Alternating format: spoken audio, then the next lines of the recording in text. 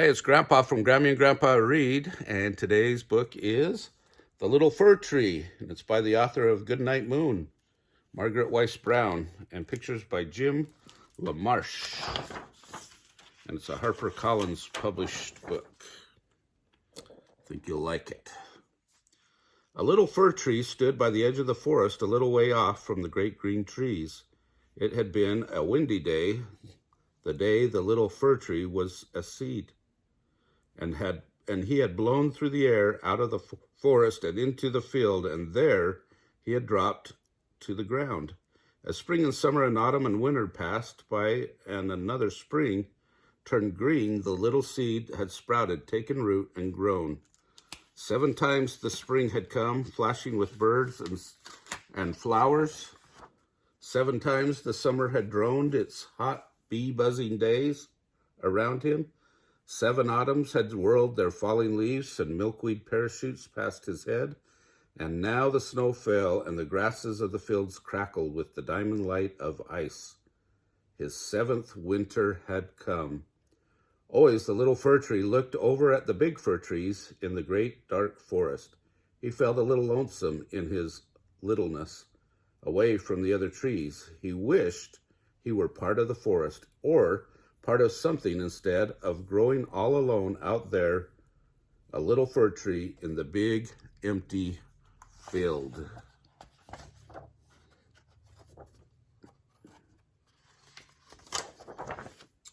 One day a man came out of the forest. He carried a shovel and he wore long black boots. He walked right up to the little fir tree and he gave him a shake. Not too little, not too big, not too stiff, nor yet too limber. A beautiful little green fir tree, just the tree for my boy to grow strong with.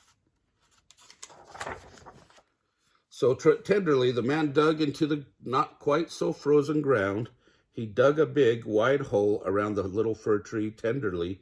He took all the far-flung roots and tied them in a gunny sack. Then he lifted the little fir tree high in the air, and proudly he bore him through the forest.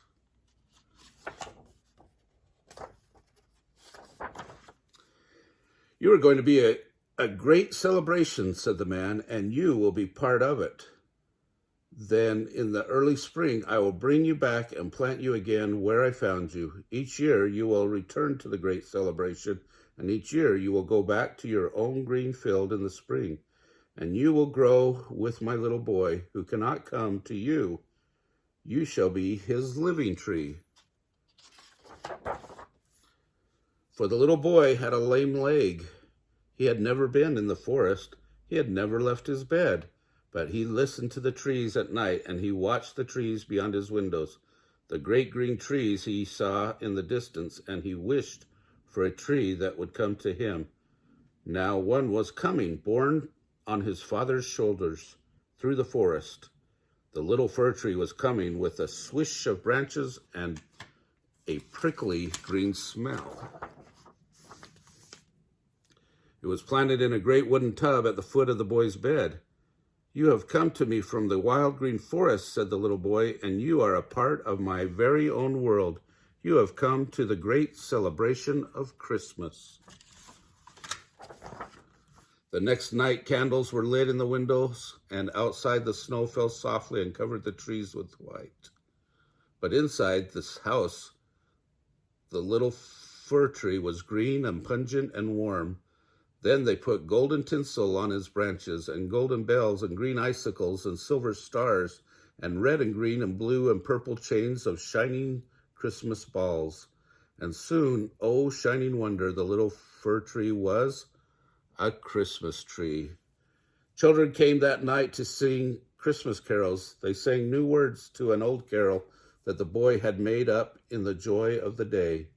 Oh, Christmas tree, your greenest branches live for me. After winter, spring came in, flashing with birds and flowers, and the little fir tree was returned to the woods. Summer droned its bee-buzzing days around him, and autumn came and whirled milkweed parachutes past his head. But when the snow fell still and white over the fields, heavy and silent on the forest, the time had come for the little fir tree to be carried once more to the bright lights of the celebration. And it happened. The man in long boots came and carried him back to the little boy. Both the boy and the tree were a little bigger, and the lights seemed even brighter. And again the children came. Again they sang Christmas carols, and the song they had sung before, again they sang the new words to the old tune, and they sang them to the living tree. Another one in there? Yep. Well, this book is sticky. All winter long, the little fir tree grew in the little boy's window. Then one gentle day, the wind blew warm and the pussy willows bloomed, and the boy's father shouldered the tree and returned him to the field at the edge of the woods. The tree was growing fast now. Little flowers had sprung up around him, making a young and feathery forest at his feet. Spring warmed into summer, and summer droned into the crisper sounds of autumn. Snow fell early, and it fell soft and deep.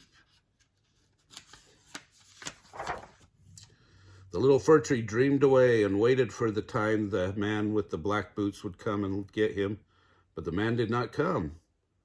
More snow fell, and then it stopped snowing, and the air was vast and still and very quiet, but the man did not come. The sun shone down, and the stars shone down, and no one came. There was a little fir tree in a big empty field. The big trees in the dark forest were far away. The stars were far away.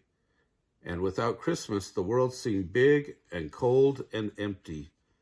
Then, in the white and snowy darkness, he heard singing. Far off, he heard the Christmas carols across the frozen field. The music grew louder, and joys of joys, it came nearer. And there, leading the dark band of carolers across the snow with a lantern in his hand, came the little boy. He was walking out to his tree near the forest. They had came and decked the tree with shining splendor of tinsel and hung red berries and apples and cookies on his branches for the birds to eat, and they sang the song they had sung before. O Christmas tree, your greenest branches live for me.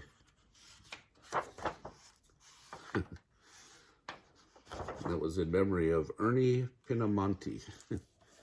He might have been that little boy. Anyway, I hope you liked this story. I did. Hope you're getting ready for Christmas and that you're starting to see presents under the tree maybe by now.